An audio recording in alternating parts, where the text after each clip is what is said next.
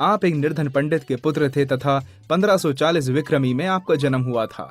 ऐसा अनुमान है कि आप आगरा के निकट हुए हैं। हिंदी साहित्य में आपका श्रेष्ठ स्थान है।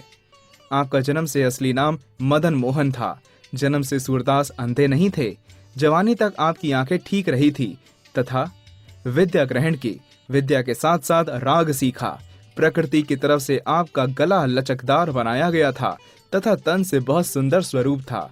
बचपन में ही विद्या आरंभ कर दी थी तथा चेतन बुद्धि के कारण आपको सफलता मिली, चाहे घर की आर्थिक हालत कोई पेश नहीं जाने देती थी। भारत में मुस्लिम राज आने के कारण फारसी पढ़ाई जाने लगी थी। संस्कृत तथा फारसी पढ़ना ही उच्च विद्या समझा जाता था। मदन मोहन ने भी दोनों भाषाएं पढ़ी तथा राग के सहारे नई कविताएं तथा गीत बना बनाकर पढ़ने लगा।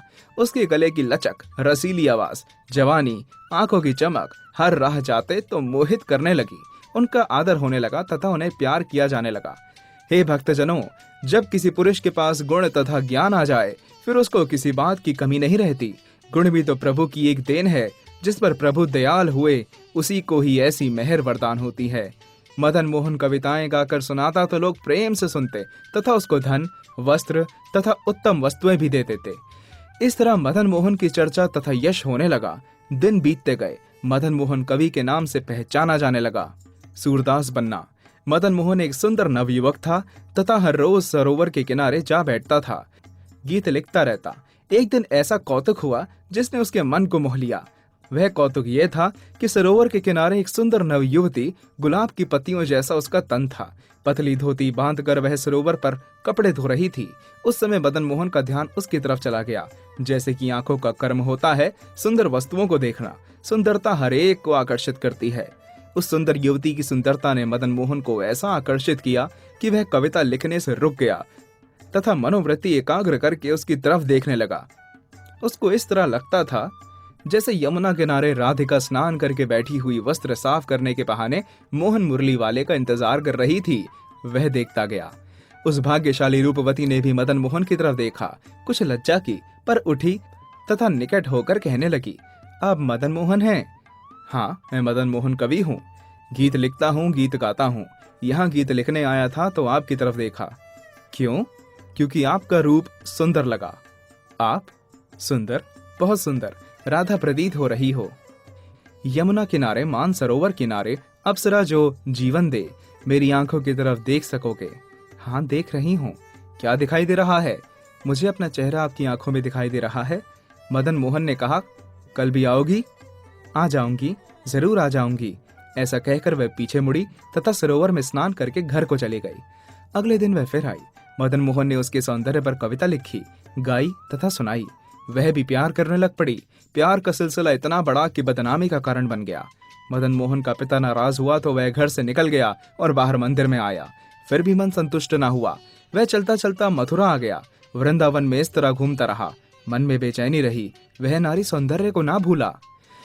एक दिन वह मंदिर में गया। मंदिर में एक सुंदर स्त्री जो शादीशुदा थी, उसके चेहरे की सूरत देखकर मदन मोहन का मन मोहित हो गया। वह मंदिर में से निकलकर घर को गई तो मदन मोहन भी उसके पीछे पीछे चल दिया।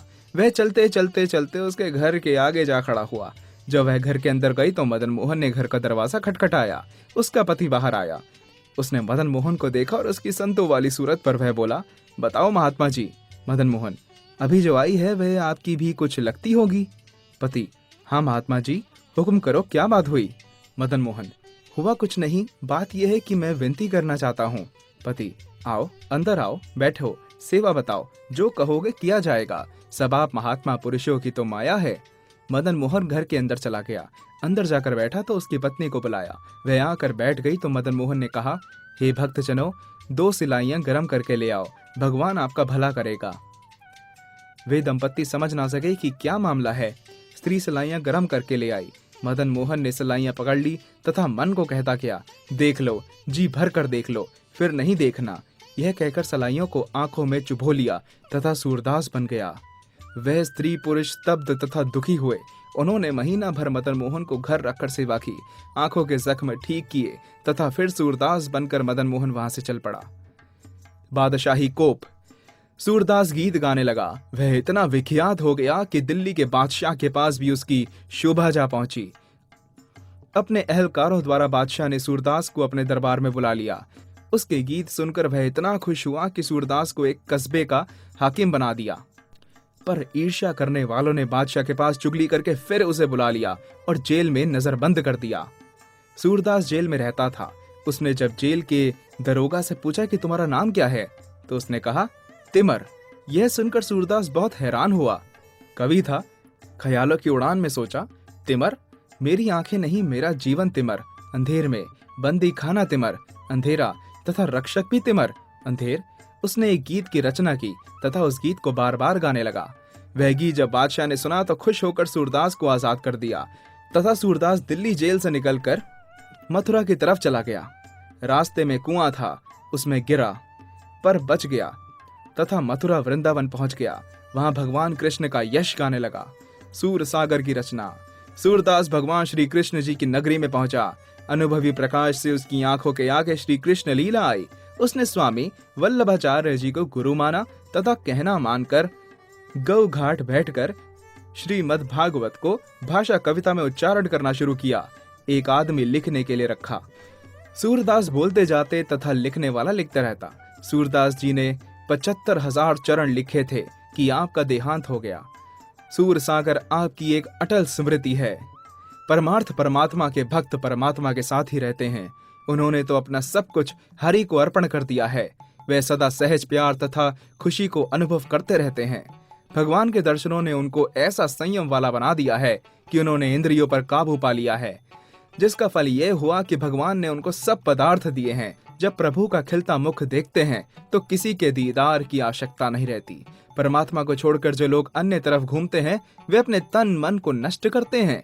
सूरदास जी कहते हैं, मैं तो उनका हूं, वह मेरे हैं, भक्त प्रभु के हैं।